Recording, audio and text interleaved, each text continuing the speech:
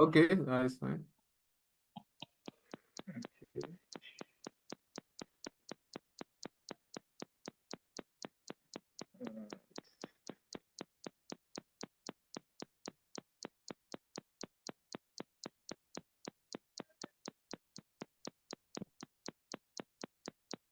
Okay. All right. Okay. Can you confirm if you can see my screen? Yes, you can see your screen. All right. Perfect. Uh,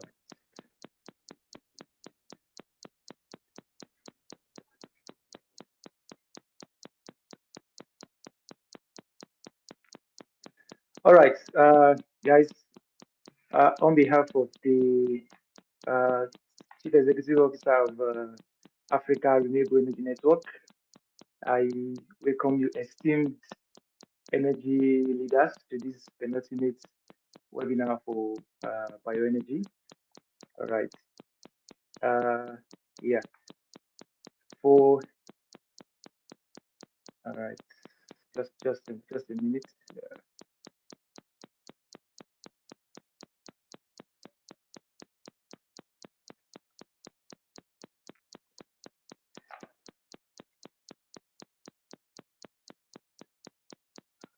All right.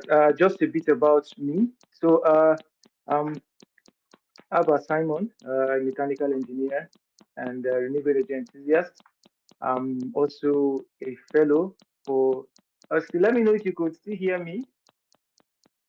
Yeah, it seems a bit silent. Can you all hear me?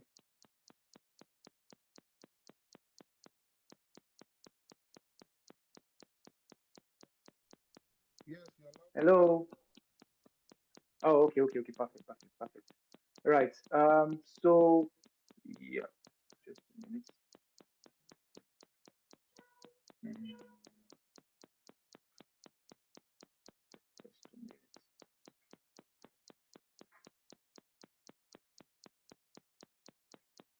Yeah. Sorry, just a minute. Um, okay. This. um,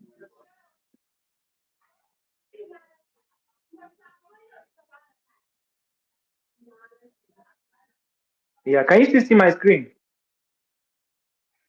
Yes, we can see your screen. All right. Okay. So I'm Abba Simon, a mechanical engineer, a renewable energy enthusiast. I'm also a fellow of the Young Energy Leaders AFIA Cohort 4, and yeah, of course, the current biohead head head of bioenergy in Africa Renewable Energy Network.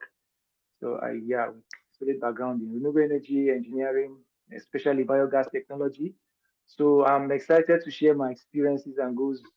Yeah, some of my goals with you today. So just a bit about our AFREN, Africa Renewable Energy Network. So this is a community of renewable energy professionals. So we are committed to providing mentorship support to young renewable energy professionals and enthusiasts in Africa, just to facilitate the development towards attaining affordable, clean, sustainable energy solutions in Africa.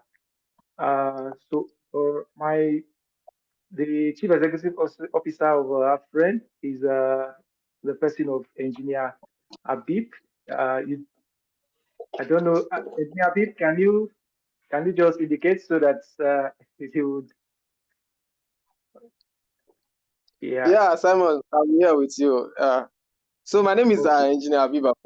I'm the founder and head of Solar Division at AFREN. So I'm not yet the CEO because we are not yet a fully company. So possibly in a few months' time, I might be graduated to that. So one of the reasons why AFREN was found, one of the things we do in AFREN is to provide trainings and webinars for renewable energy professionals and enthusiasts across Africa.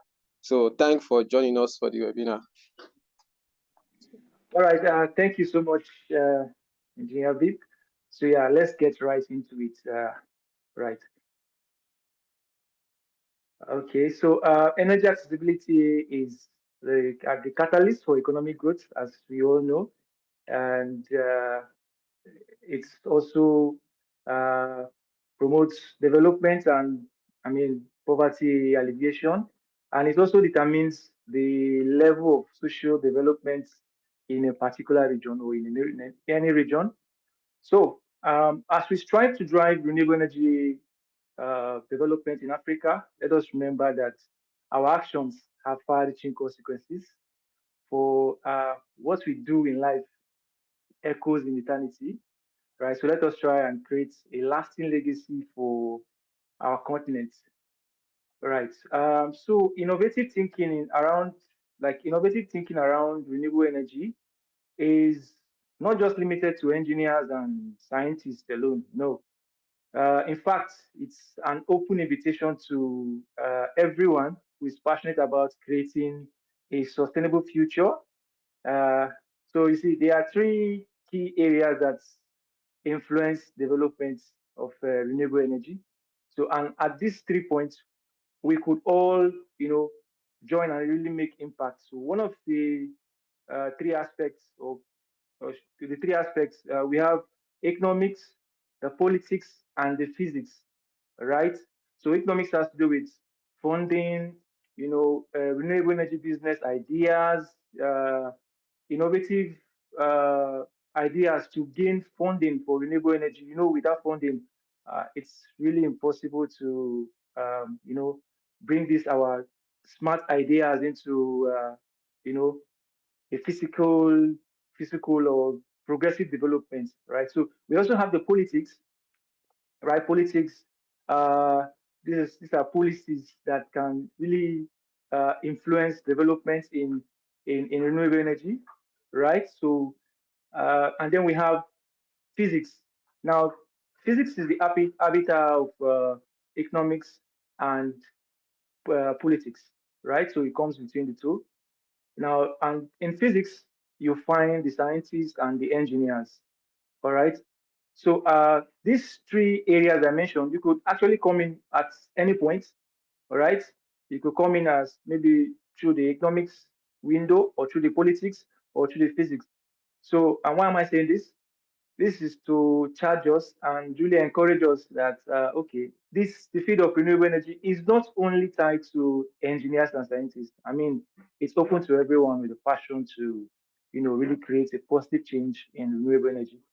Right. So the complex interplay, which I just mentioned, those three aspects, uh, there's always a need for them to be balanced, right?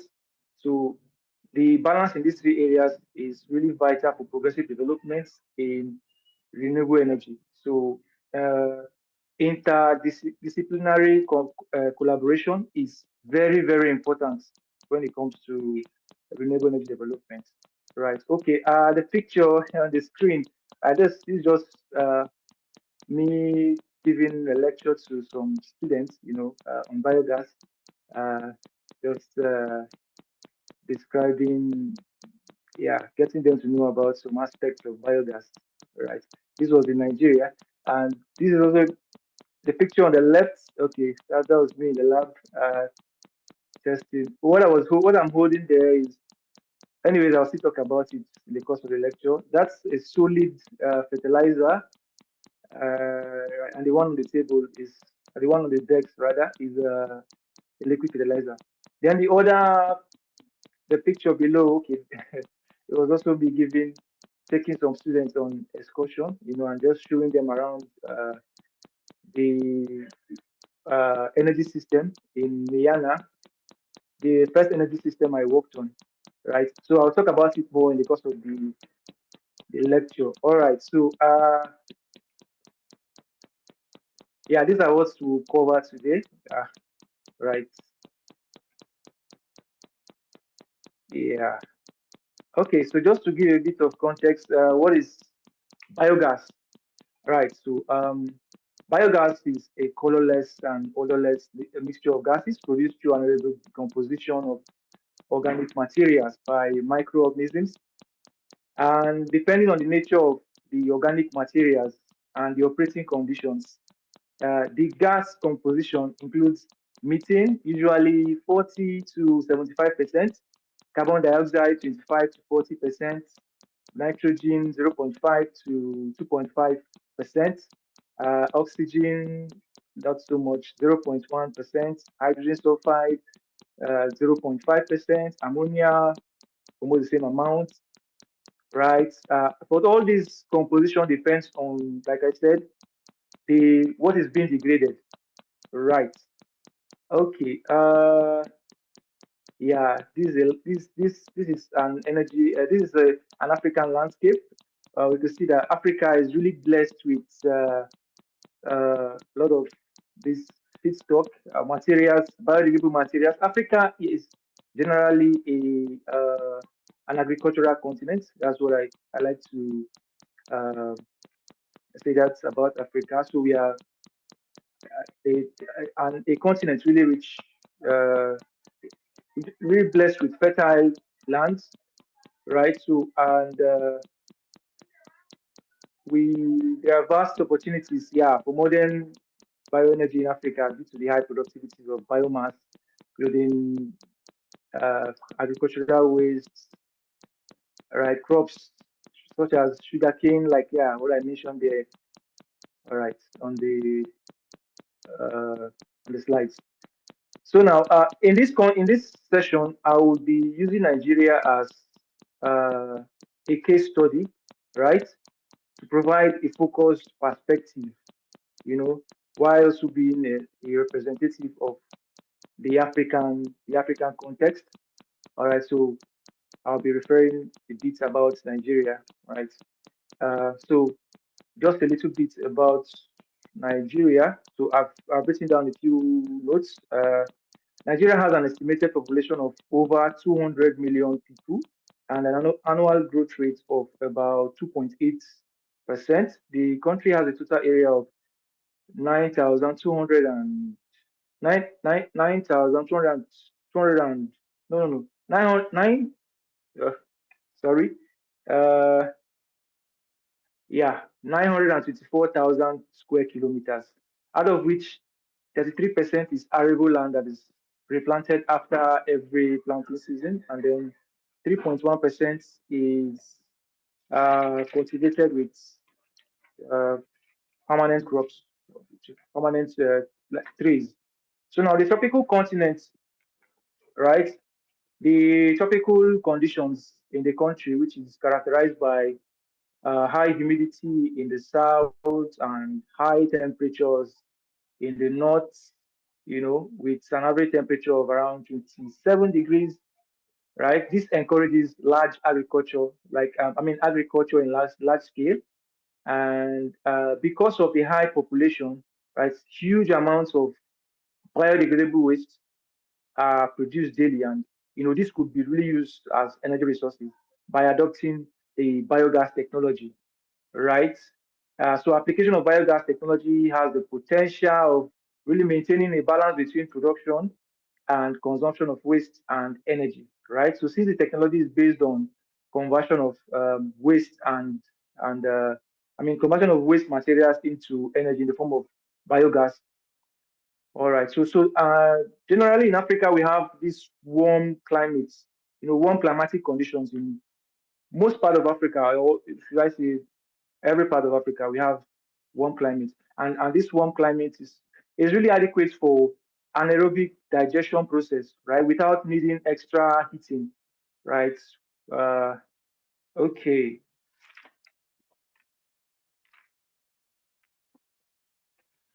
So for the biogas technology, what is of specific interest, right, is in using the anaerobic digestion process in an engineered way, right, to design intricate air-proof bioreactor to produce large volume of high-quality biogas and fertilizer. All right. So the key point to note is that Africa has a vast potential to produce bioenergy. We'll get to discover that in the course of our lecture. Right. So bioenergy has significant potential to mitigate greenhouse gases. Bioenergy production may also help to create rural livelihood, foreign exchange, and all those things. So Africa is a treasure trove for renewable energy, not just biogas, you know, when it comes to solar, when it comes to hydro, and even geothermal energy, right? So Africa is really, really blessed. All right, but today now we're focusing on biogas, right? Uh, okay, so right, feedstock. Now, feedstock is simply the biodegradable materials used for biogas production, right? Feedstock is really, really key when it comes to biogas technology. Feedstock is a primary component that really determines the success in biogas technology. Without feedstock, nothing really moves. So I'm going to share my unique biogas experience story with you, by biogas story with you, so you get to see how feedstock really plays a key, you know, a key role, or is really very important when it comes to biogas technology, right? So before I share my story, now the feedstock is such that, okay, there is a solid content in the feedstock now, and there's also the liquid content, which is the water content. Now, in this solid content, right, there is what we call the dry matter content. No, there's what we call the volatile solids. That is in the solid content. There is the volatile solids. The volatile solids is the part of the feedstock that actually gets degraded, right? And then also in the total solids, there is a part that doesn't really get degraded. That's the ash content. All right. So right now the level of the total solids or volatile solids in the waste depend on the types of waste. We are going to be seeing all that in the course of the lecture. So just a brief about my biogas experience. Right. So uh, first off, whenever I talk about my biogas experience, I like to take the moments to acknowledge Mayana Energy Limited, where my renewable energy journey really began, really took shape. So thank you to Mayana, Dr. Best, the Chief Executive Officer, for the opportunity to grow and really develop my expertise. I'm proud to remain affiliated to Miana and continue contributing to the renewable energy space. All right, so as the bioprocess lead at Miana, I led the waste to energy process covering the scope of operations, monitoring, and maintenance, alongside mentoring interns and providing them with leadership guidance in areas like lab experience, lab reports, research writing, lab behavior, work, office ethics, and all that. So now I designed experiments, running lab setups, particularly biodegradability analysis, also known as proximate analysis, biomethane potential, and anaerobic toxicity assays. I did this on several biodegradable materials, right? So, and I developed a stable feedstock recipe for producing high quality biogas and, of course, biofertilizer. So now this recipe is composed of about 12 agricultural crop residue, right? This all this was co-digested with um, cattle rumen. So co-digestion simply means bringing two or more feedstock together, you know, and then taking them through the anaerobic digestion process, right? So this was what I did. Um, right. So the composition of this feedstock was done in such a way that um, the optimal CN ratio, I'm going to be talking about CN ratio, so carbon nitrogen ratio, which is 20 to 30 ratio 1, was strictly adhered to when developing the feedstock that I developed. So now, and a CN ratio of 20 to 30 ratio 1 is really ideal for the best performance in anaerobic digestion. So now, the feedstock produced biogas with a methane content of 75% before purification, right, or before scrubbing. And the gas was supplied to about 6 homes, right, 6 connected homes to be used as cooking gas for, you know, clean cooking, right? So when yeah, the biofertilizer was given to farmers for to cultivate their crops and all. So now, when biogas is purified to have up to say 98% methane content in it. It can qualify as pipeline grade gas, which is also known as renewable natural gas. Now, what this means is that it can be directly fed into the natural gas pipeline, right, and be distributed alongside the conventional gas, to boost the gas supply for electricity generation and other industrial processes. So the core of bioenergy in this context is the recipe, the feedstock, right? So the feedstock is like the proprietary CPU that makes for high productivity. All right. So here's an interesting estimate. All right. A single dairy cow can produce around 100 to 150 kilogram of manure per day, right? So assuming an average methane yield of say 20 to 30 cubic meters per kilogram of manure, a single dairy cattle can produce around 2 to 4.5 cubic meters of methane per day. So now extrapolating this to 100 cattle, the biomethane production will be around 2,000 to 200 to 450 cubic meters of biomethane per day. So now putting this into perspective, right? The 200 to 450 cubic meters of biomethane produced is equivalent to 140 to 315 kilowatt hours of electricity, right? That's one. And also 140 to 315 kilogram of carbon dioxide or carbon dioxide emission reduction. And also 140 to 315 liters of diesel fuel in replacement. So now these are just benefits of generating biogas from using animal manure like cow dung alone. So imagine if you now introduce a unique feedstock like the one I developed. Right. So Africa is, like I said before, is a huge agricultural practicing continent, and we have abundant supply of cattle and other livestock, which really makes the region very favorable for biogas technology to really thrive. Right. Yeah, that's just my story. All right. So there are important questions you get to ask when you want to think about biogas technology, right? So there are questions you have to ask. Are the feedstock for anaerobic digestion available in commercial quantities in Africa? See, I put Nigeria there just to give us a bit of a perspective, right? So, and in what state or in what region, which area can you really find this feedstock? Can this feedstock be accessed in large quantities? Because it is really important. The availability of feedstocks determines the sizing of your bioreactor or your anaerobic digester, your biodigester. It determines the type of the type of biodigester you get to design. All right. So all these things are dependent on the kind of feedstock that you have. All right. So yeah.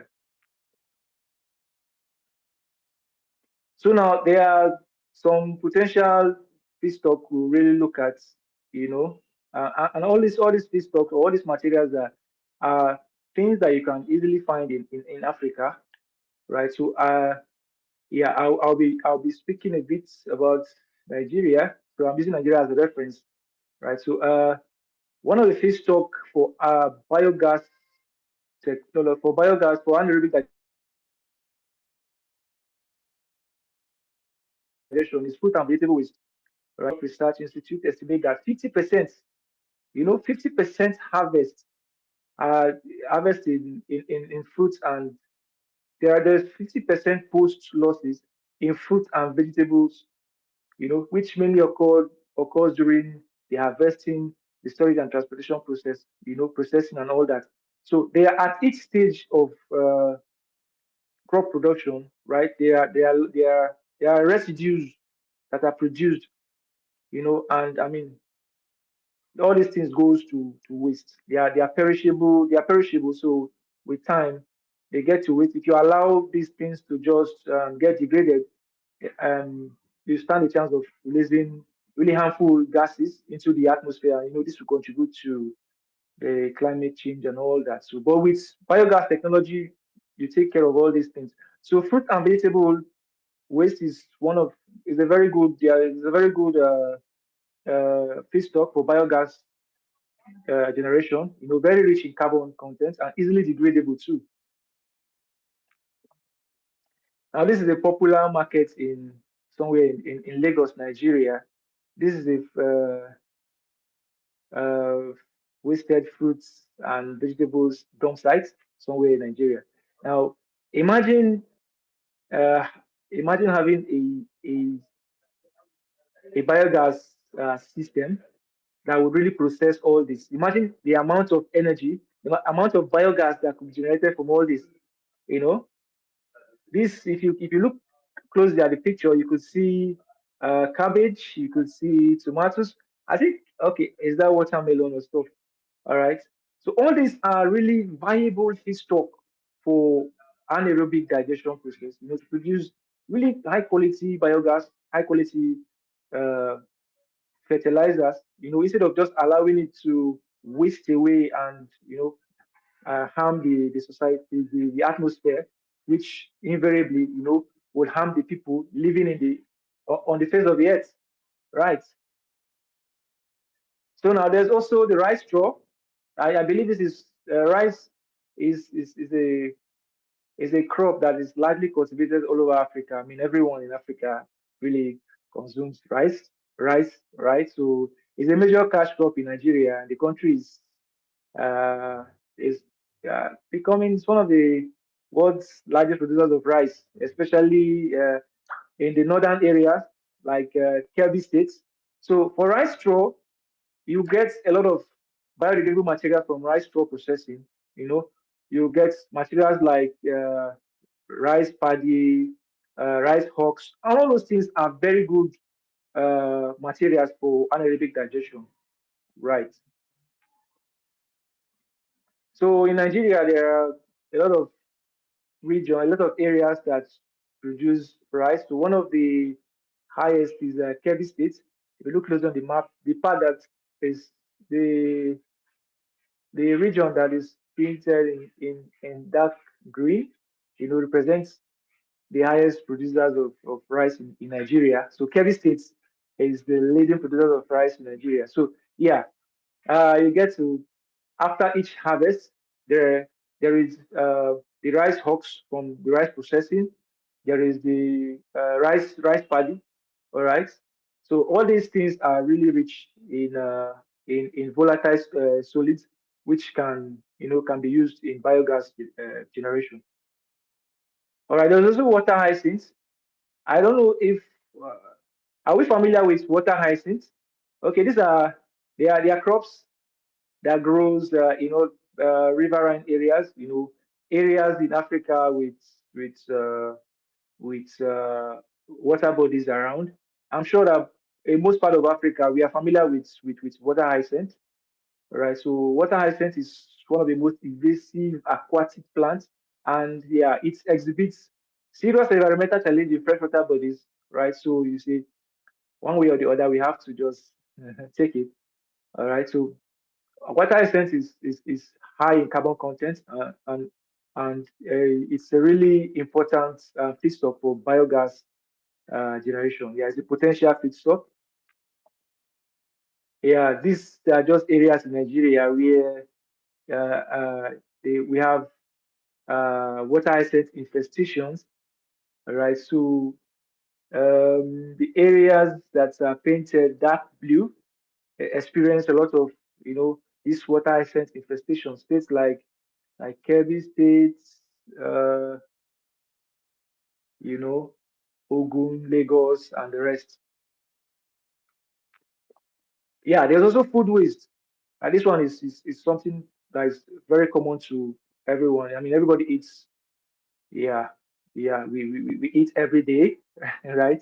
So food waste occurs across all stage of the life cycle of food, starting from the harvest to manufacturing, distribution, and yeah, lastly consumption. And food waste, is generated all year round. So long as you have the human population in an area, there will always be food waste.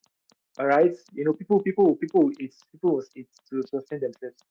All right. So um, yeah, places where this food can be obtained: eateries, hotels, local restaurants, schools, homes, and and all that. You get to food waste is really rich, very rich in nitrogen, all right, and carbon too. And these are really good biodegradable materials for anaerobic digestion process, to produce biogas. Instead of just allowing everything to just go to waste, we can really make use of these things. There's also cassava waste, right? Cassava waste like cassava peels from processing, cassava wastewater from dairy processing, right? A lot of us might not know what that means. So in the course of the lecture, I would get to share. There was a project on biogas I did. I think earlier was it earlier last no last year December in Ogun State, Nigeria. So I'm going to talk about it more in the course of the lecture, so we get to know what Gary means, right? So, but for the cassava processing, you can get waste such as the cassava peels, the pulp, and yeah, the wastewater too, and these are really rich materials, and the materials rich in carbon, that can be really used for the anaerobic digestion process, produce quality biogas and quality fertilizers. All right, so these are just states in regions in Nigeria where you can really get this cassava production. They really cultivate cassava there. So one of the major states or major regions in Nigeria where you can have lots of these cassava products. It's Oyo, Ogun, the areas in yellow on the map. All right, yeah, more graphical representations. All right, so yeah, yeah. There's also oil palm. All right, the Nigerian oil palm belt covers about 24 states. All right, so and uh, the Niger Delta region, you get to find these oil palms. We all know what oil palms are used for. You get to after even uh, during the harvest, you generate a lot of waste, a lot of I don't like to call it waste, residual materials that can be really used for biogas generation and all that. Even during the processing of the palm fruit, the uh, palm fruits, you know, to produce cooking oil and all those things. You get to generate a lot of residues that you can really use for the biogas generation process. There's also the cattle manure, very rich in nitrogen. All right, so if you remember earlier in the lecture, I mentioned carbon nitrogen ratio. I'm still going to talk about it. Right, so animal manure is very rich in nitrogen, very rich in nitrogen, right? Which is vital for anaerobic digestion, right? Right. It helps to get this balance between nitrogen, between the carbon and the nitrogen. All right, so we'll get to see more of this. So in Nigeria, we have lots of these cattle, especially in the northern part of the country. And I believe uh, most part of Africa too. I mean, we practice life no, livestock rearing. All right, so we have uh, there are lots of cattle, lots of other animals like sheep, pigs, and all those things, all those animals, and we could really use yeah, the manure that comes from those animals are really good feedstock for anaerobic for biogas production. All right, so now in module 2, we'll be looking at the anaerobic digester startup, right, the operation and the control. Now we'll look at the 4 steps of AD anaerobic digestion. So I'll just briefly explain this so that we'll get to see what this means. So anaerobic digestion is the complex series of biochemical reactions that are the result of interactions of several types of bacteria, right? All right, so there are 4 steps in the anaerobic digestion process. So the first one is hydrolysis. Right, the first one is hydrolysis, where complex food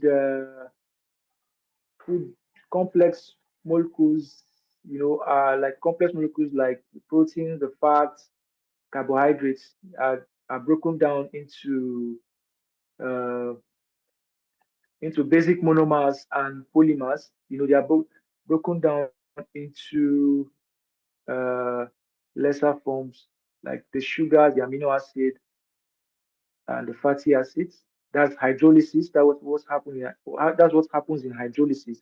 Now, hydrolysis is a rate limiting step.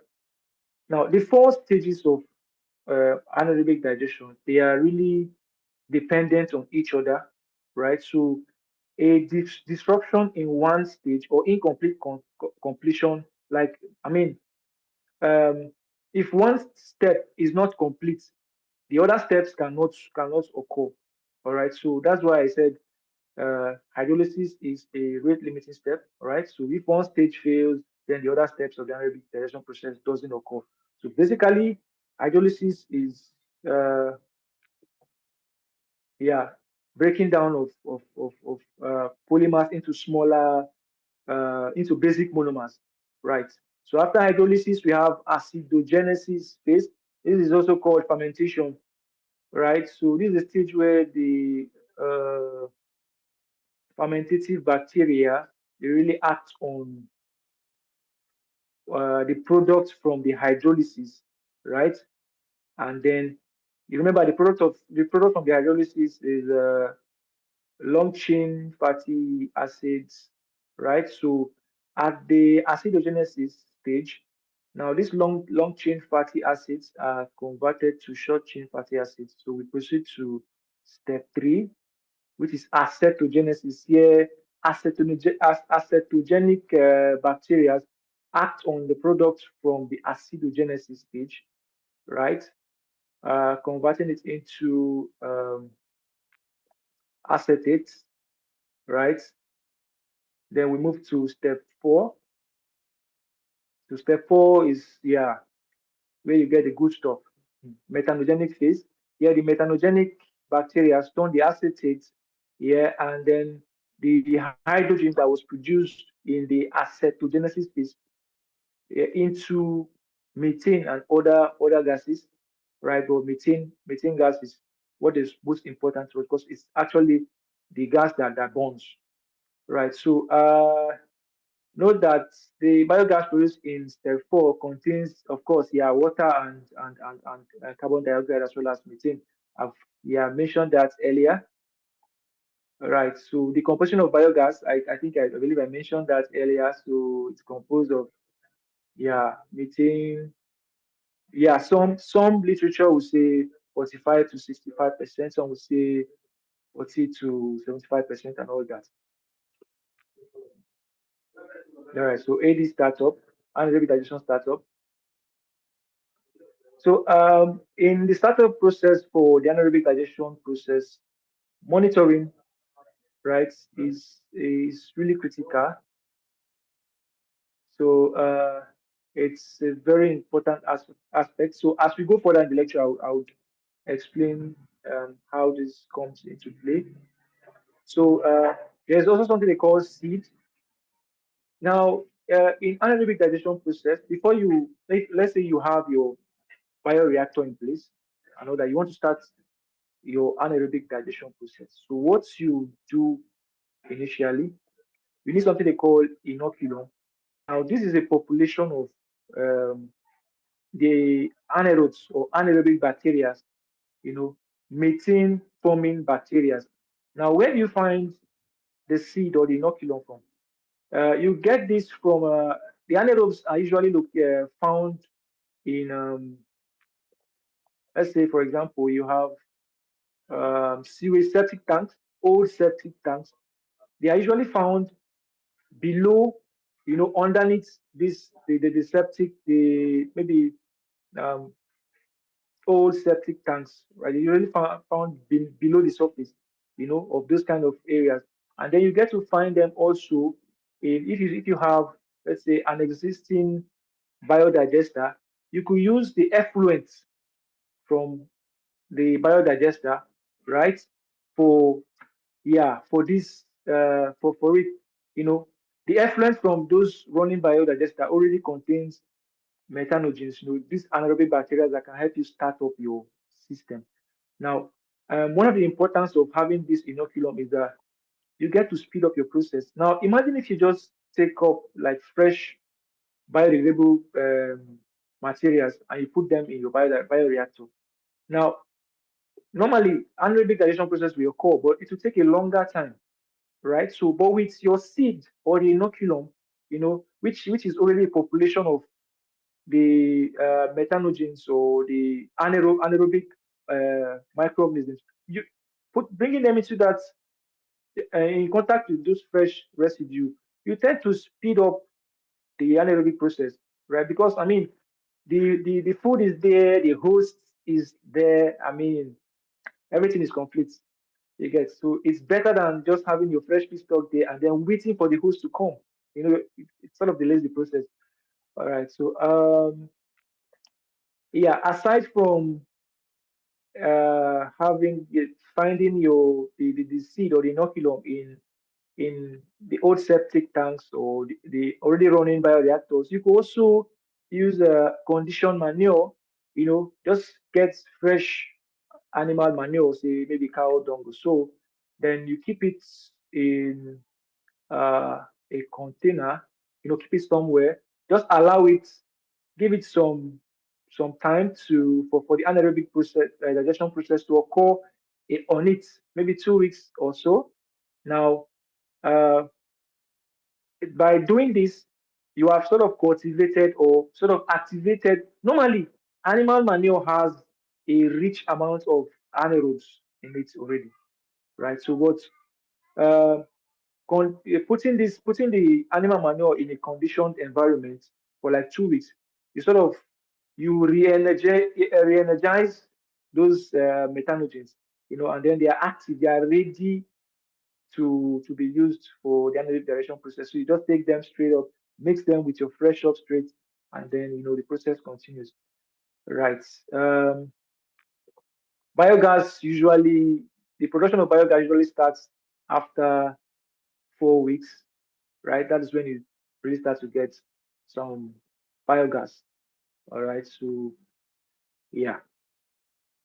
Now it also helps too if say after you put your fresh feedstock in your bioreactor with your inoculum and everything, your calculated amount of feedstock and the inoculum in a bioreactor.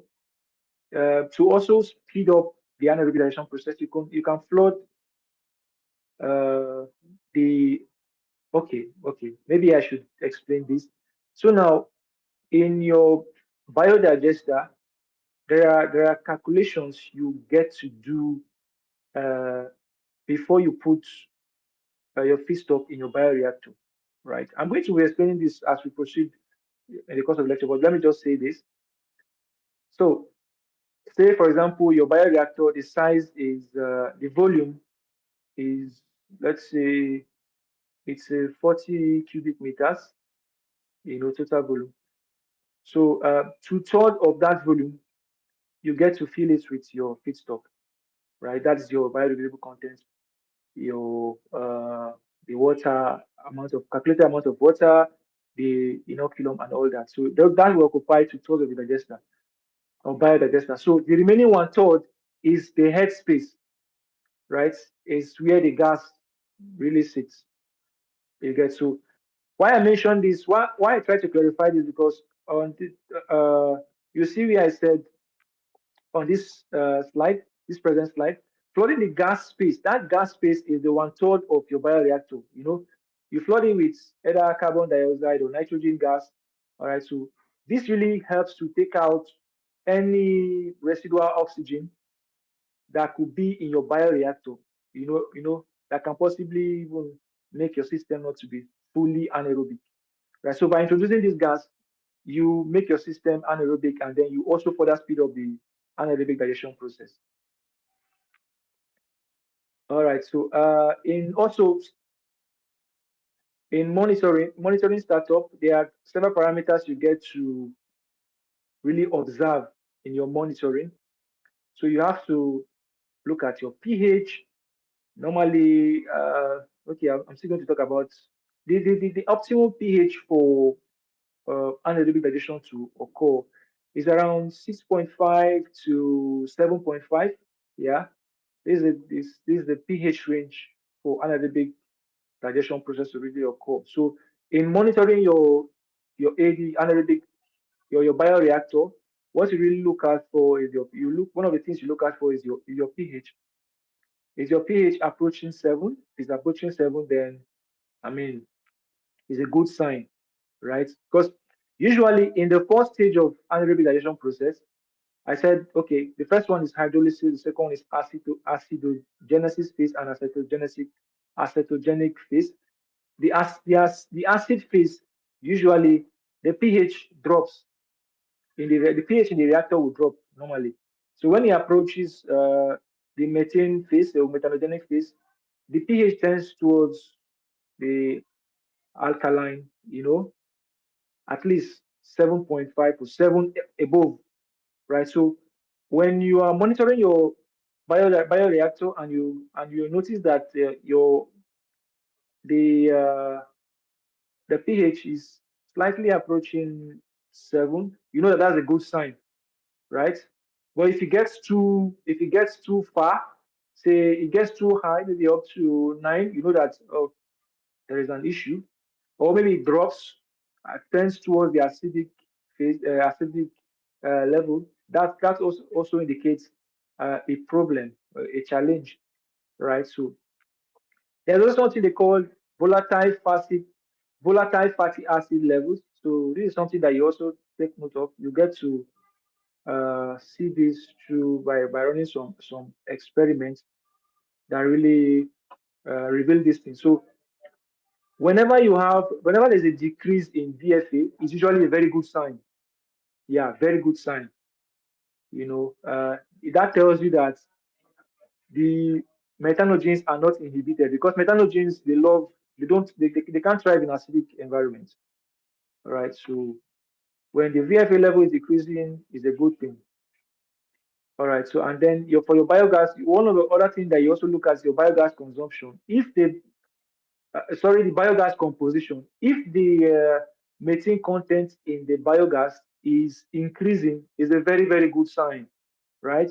If methane content is increasing, you know that the carbon dioxide is falling. But if it's the other way around, then there's a big issue. You have to look at it. So the temperature, you have to ensure that the temperature is stable, right?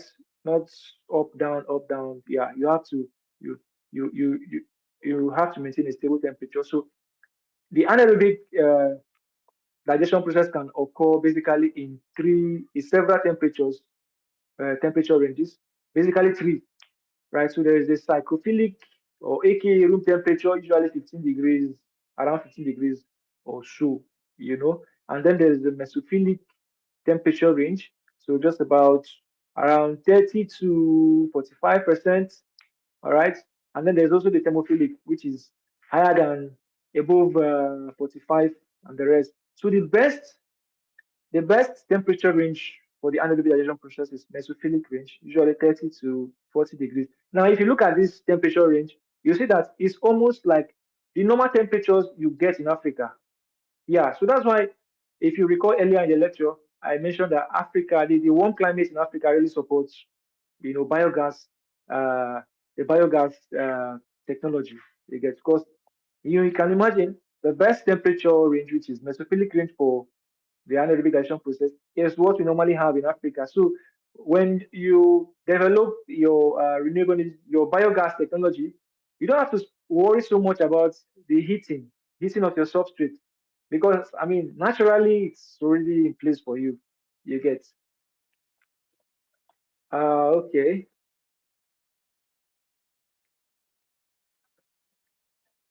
All right. So first feedings. Okay. Ideally, after you've okay, in the course of the lecture, I'll still explain this. Something they call hydraulic retention time in biogas technology. All right. So the hydraulic filtration time is just simply the amount of time you allow those biodegradable stuff in your bioreactor, how long it gets to stay in the bioreactor. Right. So if you are starting up your biogas system, right, ideally when you put your biodegradable feedstock in your reactor, you give it some time for the methanologies to build up population. All right, before you begin feeding. Feeding in biogas technology simply means putting in new fresh substrates and taking out something. Yeah, the already degraded materials from the bioreactor. Say you put in 20 liters of fresh feedstock, you take out, okay, you take out 20 liters of already digested substrate. So that's just feeding. Now, the feeding of your bioreactor can be uh, in batch or it can be continuous. If it's in batch, then what that means is that you put your feedstock in the bioreactor and then you don't take it out until everything gets degraded. Then you bring in another batch, you take out that old batch of feedstock or biodegradable material, then you bring fresh ones again, then you consider as batch. But if it's continuous, that means every day or depending on your organic loading rate, right? That's the daily amount of surplus that you calculated based on the volume of your reactor, what you feed in daily. If you keep doing that every day, say every day you put 10 liters of fresh substrate, that's a continuous feeding process. You get. So now, usually when you are starting up your digester, you start your feeding slowly.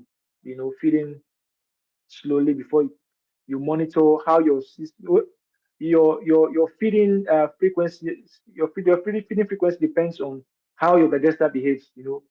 How you get to monitor it over time. So that's why I mentioned earlier, monitoring is very, very important in biogas technology. So you can actually underfeed your bioreactor. What underfeeding means is giving, yeah, it's giving less degradable material to your digester, you know, uh, less material than it can handle, right? Overfeeding, giving it too much. All right. So underfeeding and overfeeding can really inhibit biogas production, right? If you underfeed your bioreactor, you get less methane. Yeah, you give uh, the what produces the biogas are microorganisms. If you get to feed them, they work for you. If you feed them less, they work less. If you feed them more, they work more, and they also bring out some really. If you overfeed them, they produce. They tend to produce inhibiting chemicals. That really slows down or inhibit the biogas production. So in biogas, you have to be careful when it comes to feeding so that you don't underfeed and you don't overfeed, right? AD operation and controls. Right, so there are 7 key um, operational, 7 key things to do to ensure success in anaerobic digestion. All right, so AD, like I mentioned, depends on many coordinated bacteria and biochemical processes that transforms organic material into methane. So Sigfox and Hayes developed 7 operational procedures which are generally used in the AD process, right? So one of them is set up a feeding schedule, right? So this is one of the things you do before at the planning stage when you are thinking about your renewable biogas technology idea, innovative biogas technology. You have to consider set up your feeding schedule. You calculate your control loading rates, control operating temperature, determine the operating temperature, and the mixing too. Mixing too is important. And then you control the quality of determine the quality of your slurry, which is the quality of the feedstock. Then, of course, hydraulic retention time, and then you do your lab test and all that. So those are the seven keys to uh, ensure success in anaerobic digestion. All right. So for your feeding schedule, right? The keys are you minimize excess water in your feedstock. Yeah, you don't allow too much water in your feedstock. These are things that you calculate before you begin your anaerobic digestion process. So, and yeah, your feeding should be continuous at regular intervals. It should not be too fast or too slow, right? And of course, you have to maintain safety precautions at all times. So, right, you control, like I said, you control the loading rates. Now, there's something they call organic loading rates. So now, this depends on the amount of biodegradable. The organic loading rates is generally the amount of biodegradable stuff or yeah, biodegradable materials you get to feed into your digester each day. If you remember earlier in the lecture, I said your feedstock has uh, there are there is a total solids of your feedstock. Now, in that total solids, there's something they call volatile solids, and then the ash content, the one that doesn't get degraded. Right. The organic loading rate has to do with the amount of volatile solids in the feedstock that you get that you put into your reactor. Now, there's a way you calculate your organic loading rates. If you look at the screen, this is the formula is just the amount of feedstock in kilogram multiplied by the volatile percentage volatile solids, right? You get the percentage for each feedstock. You get the amount of the volatile solids percentage. I mean, you get the volatile solids percentage experimentally by running proximate analysis, right? That's how you get to know how many percent of this particular feedstock is volatile solids, the volatile solids, right? For example, the cassava peels has a volatile, based on the proximate analysis conducted, it contains about 80% volatile solids. All right, so yeah, that's how you get your volatile percentage volatile solids. So OLR, organic loading rate, is amount of feedstock in kilogram multiplied by the VS in percentage, then divided by the volume of your biodigester. All right. Say, for example, you want to feed in 20 kilogram of cassava waste or the cassava peels into your biogas reactor to 20, and then you know that 80% of that of cassava peels is volatile solid, so it becomes 20 multiplied by 80%, right? Divided by, say, let's assume that the volume of your bioreactor is let's say let's say 2 cubic meters, right? So it will be the amount of your feedstock in kilogram multiplied by the volatile solids divided by the volume of your reactor. So whatever you get is your organic loading rate, right? And now uh, whatever you get is the amount of volatile solid that you are putting into your reactor. You understand? All right. So typically, the organic loading rate for bioreactors, depending on whether it is a mixed or an unmixed system, what that means, whether it's a mixed or unmixed system, is we still get to see the different types of bioreactors as we proceed. So there are some systems that are mixed, right? So what that means is that every time there's a mixing mechanism, right, and really mix the feedstock, right? So and then the unmixed, there's no mixing occurring, right? You just put your feedstock there and leave it. So for the OLR, organic loading rates, for unmixed is at least 2 kilogram volatile solids per liter per day. Then for the mixed system, which is okay, the mixed system is an example of the mixed system is the CSTR, continuous stir tank reactor, the one I work with. We'll get to see. I'll get to talk about that as we proceed in the lecture. So the organic loading rate for that type of reactor is between 4 to 6 kilogram volatile solids per liter per day, right? So all right.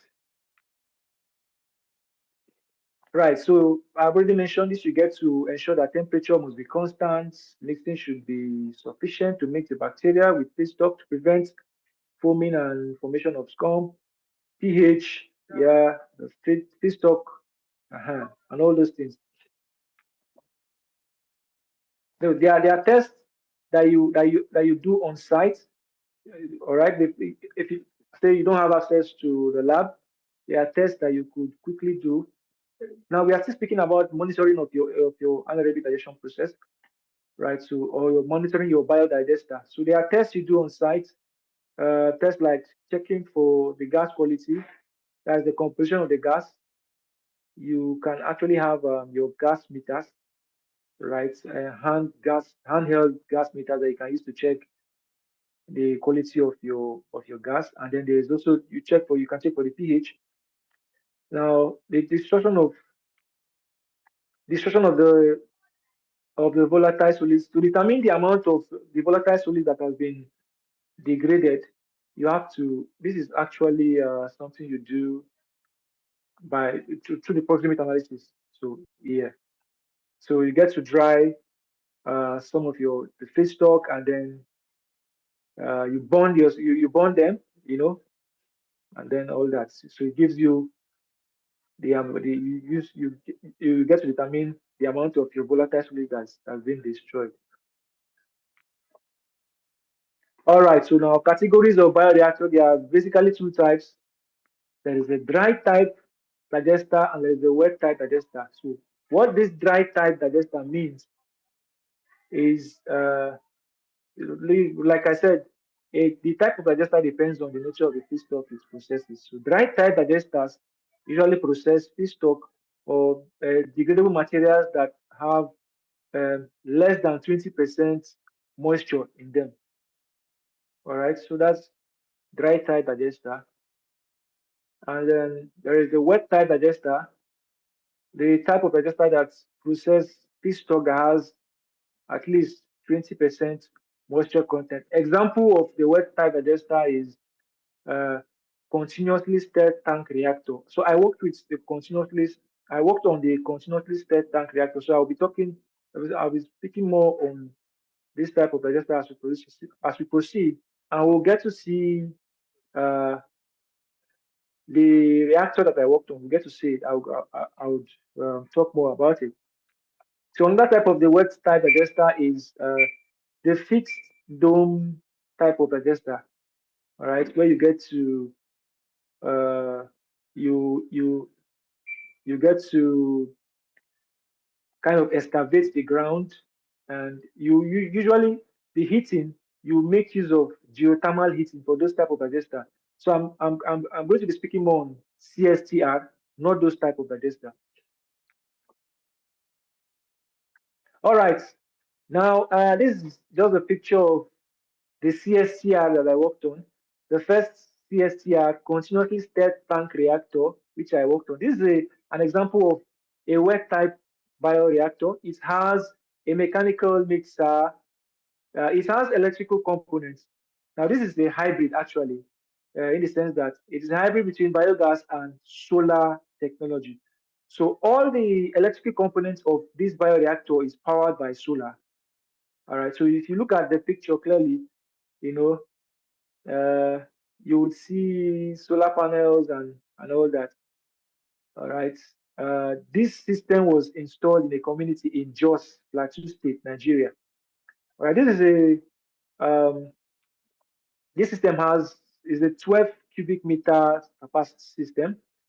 with an operational volume of 6 cubic meters. All right, and yeah, it has a mechanical mixer and basically 2 compartments, right? Each with its own mechanical mixers, and it has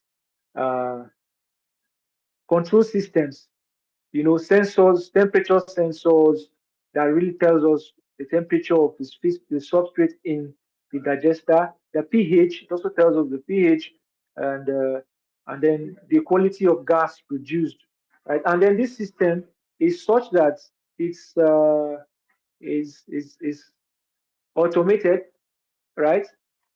The mixing is timed and it's automatic. At certain intervals, the electric or the mechanical mixers get turned on, and then you see the system steers itself for the programmed amount of time. And then uh, there is a cloud-based monitoring monitoring system for this particular biogas technology, where uh, the the sensors, the different sensors in the uh, in the system really interface with a control system, right? That sends different data to the cloud. So you basically, we don't have to be we don't have to be around the bioreactor to know what is really happening in the system. You can actually access the system online. It has a cloud-based data sharing system. So basically, you just log into the cloud and you get to see what's happening with the reactor, if the temperature is going up, or the pH, what's happening with the pH, and all those things you get. So the picture below is the biogas storage, around 5 cubic meters, right? 5 cubic meters. No, 5,000 liters. Yeah, that's also 5 cubic meters capacity. Biogas bag, right? Now, this system is connected to about 6 homes, right? This is a system that I mentioned in my story, the story that I shared earlier, right? This is connected to 6 homes, and the 6 homes are supplied with biogas, which is used for clean cooking. So at the end of this lecture, I'll be sharing a brief video demonstration, just taking us through a tour of how this system really works, right? Yeah, this is also a picture of the biogas system, right? This is a picture of somebody utilizing the biogas for clean cooking, right? Okay, I remember I mentioned earlier, I spoke about the Lagos, I mean the project I did in Ogun State, the biogas projects.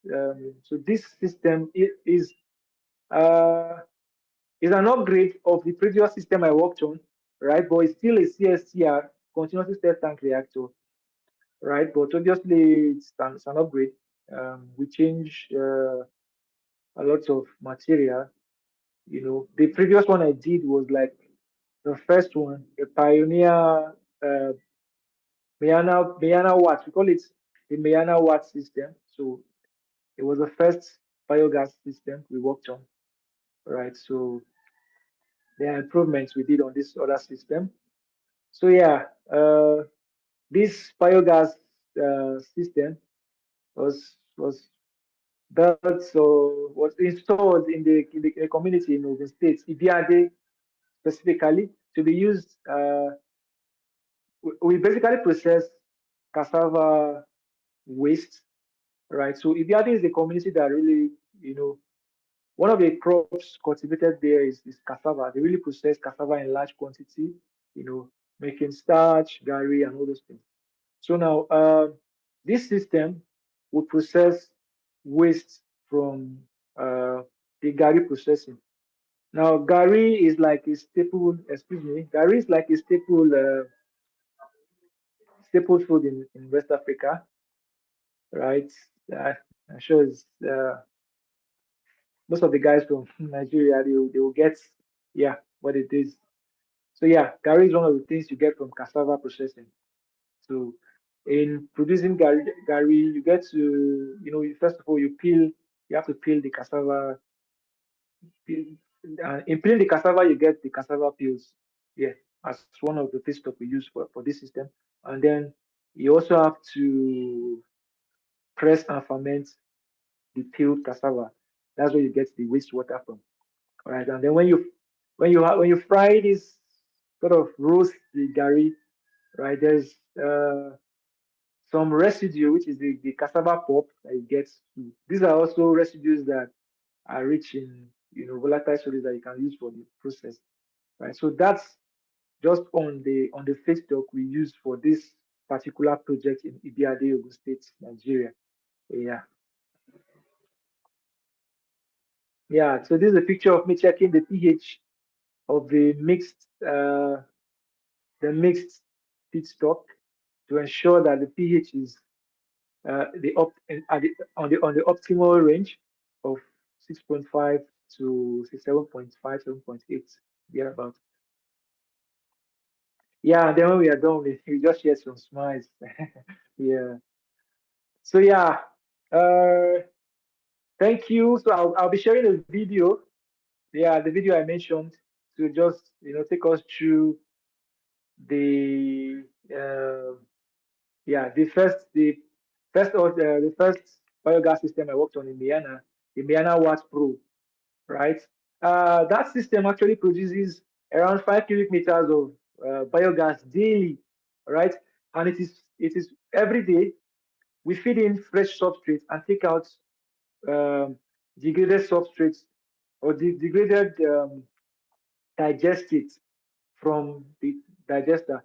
So now the digestate we supply to farmers to grow their crops, you know, and then the biogas is supplied to those 6 homes I mentioned earlier. So you see that this system is kind of like a self-sustaining system, right? And this system, the feedstock we use is, like I mentioned, is a combination of uh, fruits and vegetable waste co-digested with animal manure, right?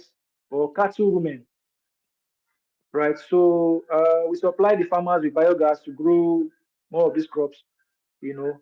So we always have abundant supply of crops. So yeah, I will quickly share the video, right? Let's see, how do I do that?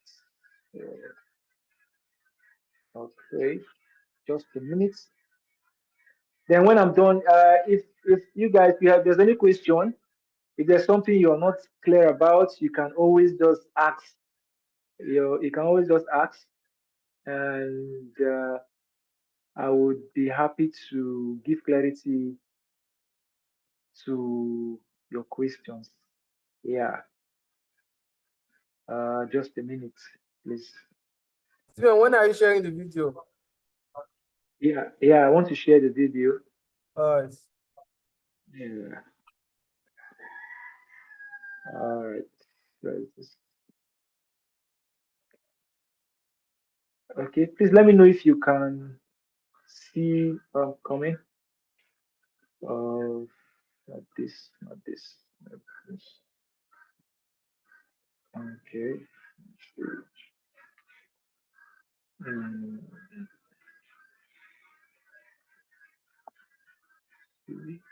Sure. Okay.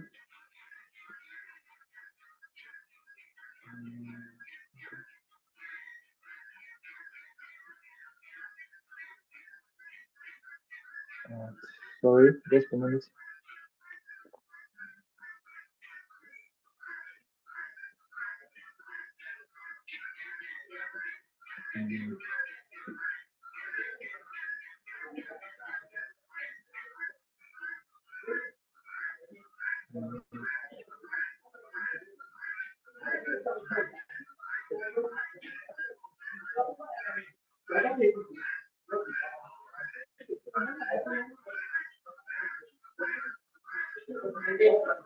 Okay.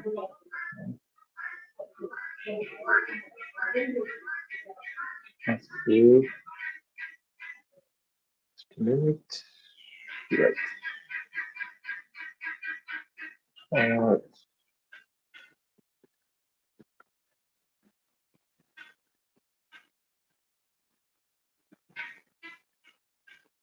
okay. Please let me know if you can see the video. Can you see the video? The videos. Can we confirm if you can see the video? Oh, you need to share your screen. You're not sharing your screen. Oh, okay. All right. Let me quickly do this again. Where's this?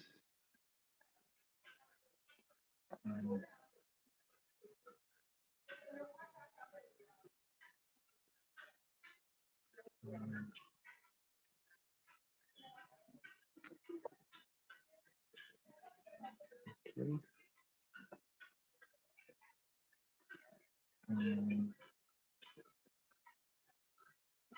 okay. Right.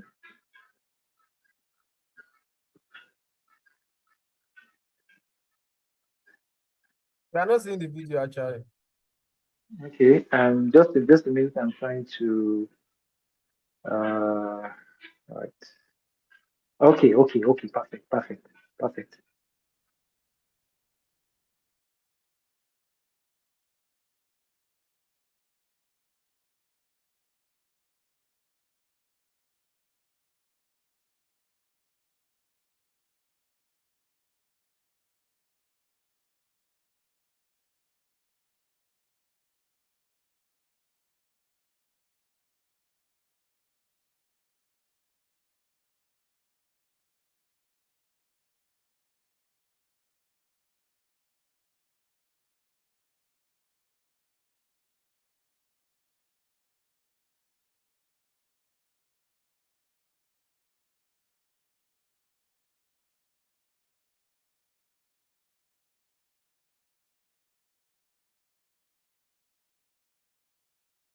There's a way, there's a setting someone needs to do before you can share a video. See, can you hear me?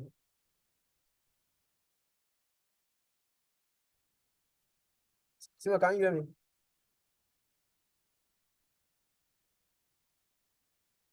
See, can you hear me?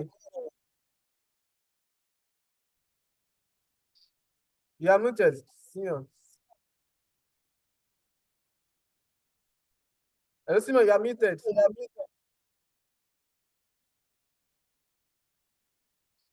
Hello.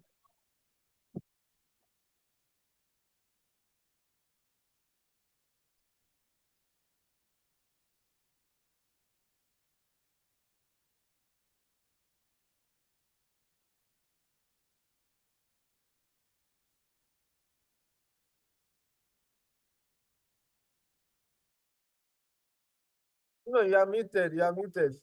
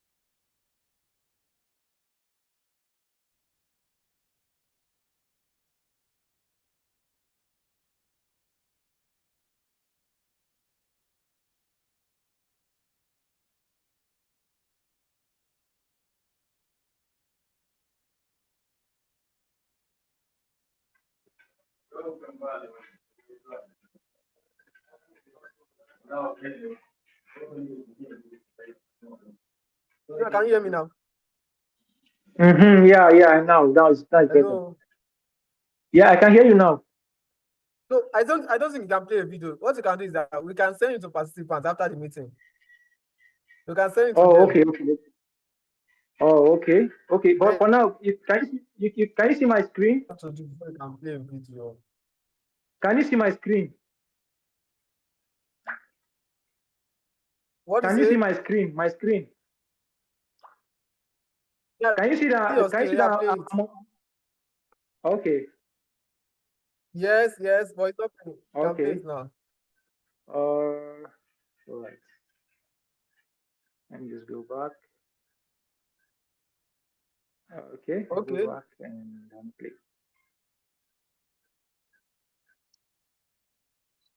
All right. Can we see? Can we see? Yes, you can Okay. see it. You can see it. Can we hear the audio? No, no, but it's fine. It's fine. Okay. Okay. You So this can is send the video biogas storage. after the webinar. Oh, okay. Okay. Yeah. I'll share that. I'll share with you. But let's watch it now. Let's just watch it. Let's finish watching it first. So this is the biogas storage, 5,000 liter biogas storage. Now with this connector, the gas is transferred to the different homes. Yeah, the consumer point. So this pipe is buried underground. Yeah. So now these are the biogas pump that sort of works the biogas, and it's like it's a booster that helps to transfer the biogas from the biogas bag or the biogas storage to the distribution point, like the different consumers. So now this is one of the consumers. Is going to demonstrate for us using the biogas. Now this green device that you see is a meter connected uh, to the to measure the amount of biogas consumed by each consumer. So now there's a rate of consumption. Now this is metered depending on how much they consume. This device will tell us, and then it will be built in respect with the rate.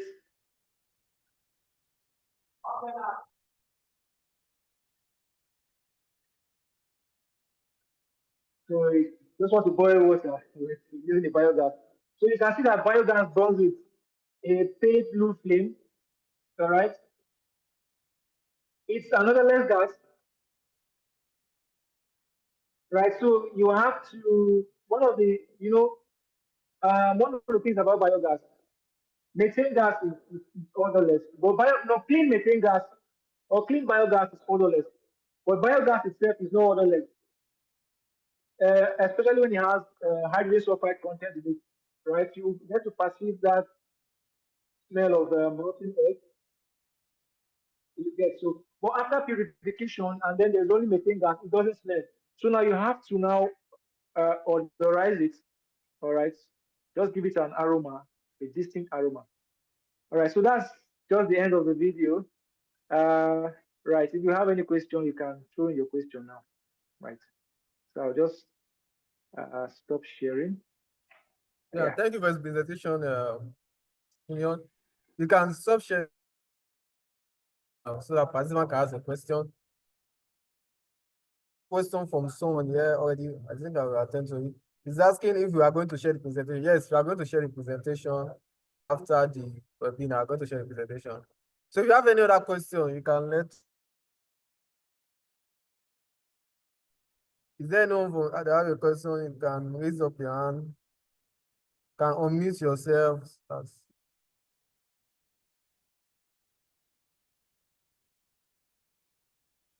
Any question? Any question? I have a question for my end. So can you hear me? Yes, I can hear. Hello, Simon, can you Yes, hear I me? can hear you. I don't know if am I still sharing? So my question is that I've heard that one of the problems with BioEnergy is that it's usually difficult to get feedstock That's why most people are not optimistic about biogas. So what's your response to that from your experience?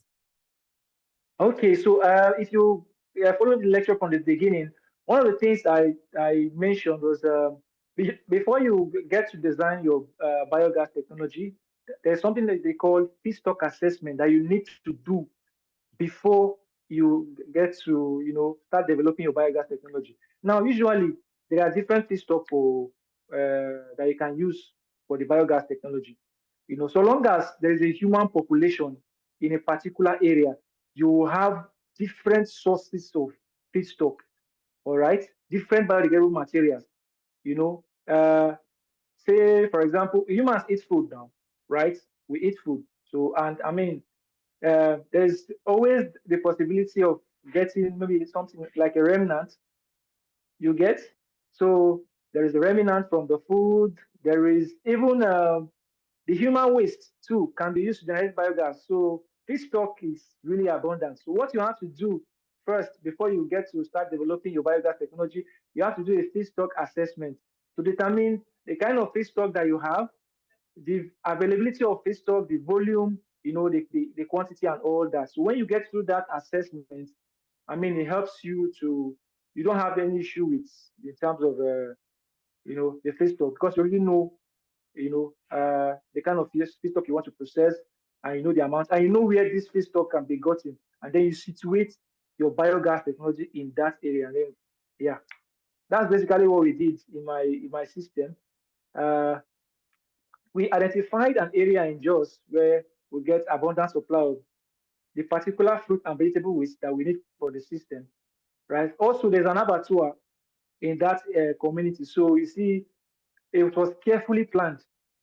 All right. So you have to do this, and with this assessment and this careful plan, you get to solve everything. Yeah. I don't know if this answers the question. Yes, it does. Thank you very much. My second question is that if I want to set up a biogas system to train people, what's the minimum cost that I think I will need to incur? Sorry, I didn't get the question. If I want to set up a biogas system to train Mm. people on how to produce biogas and use it, what's the minimum cost that I'm going to bear for that? What should be my minimum Okay, budget? training. Oh, okay. Usually you not so much. All right. So okay, you're probably going to need. Okay, are you the training that you want to give them? Is it like in the practical aspects? Then Yes, I yes, mean you have practical to. aspects. Okay, then you now have to consider. Yeah, I'm guessing that you already have probably a lab with some equipment because you have to factor in the cost of your lab equipment. You get, for example, equipment such as your is incubator. You need an incubator. You need an oven, drying oven. You need a muffle furnace. You need the desiccator. You need, all those things. They would, you know, they would really maybe they are probably expensive. Okay, but if you already have a lab setup, then I mean, organizing a training, biogas training shouldn't really cost you much. But the most of the cost you get is in all those equipment. Your experiments, the apparatus for your experiments. Uh, the biogas training itself is not something really expensive, so to say. It's just the materials or the apparatus that you need for the experiment that might cost you. So yeah, it depends on the cost of those items, really. Mm. All right, thank you very much. So is there any other question from any other participants? You need any clarification? So after this webinar, we will share the email address of the speaker to you in case you need more clarification or support on this webinar. I want to set up a biogas plant and you need guidance. We are doing a project on biogas, on bioenergy, so that you can reach out to him for support. Before we close, is there any question from anyone before we round up the webinar for today? Any question from anyone? let's appreciate the speaker. Let's appreciate the speaker for the presentation. Can send in your message, please. Let's appreciate the speaker. And if you want to speak out, can unmute yourself to speak out. Okay, Mr. Ayo, thank you very much. I can see you up there. Any other person? All right, so this webinar too, we send it to YouTube. So you can watch it from YouTube in case you want to revise something from. We also send the presentation to you. So you can go to it at your convenient time. So all right. If there's any other question, I think we can end the webinar for today. So Simon, you have to end the thanks for the webinar. Thank you, Victor. You are welcome. So you have to stop recording it so that it will be saved in the cloud. Just click on, there is a place where you see stop recording.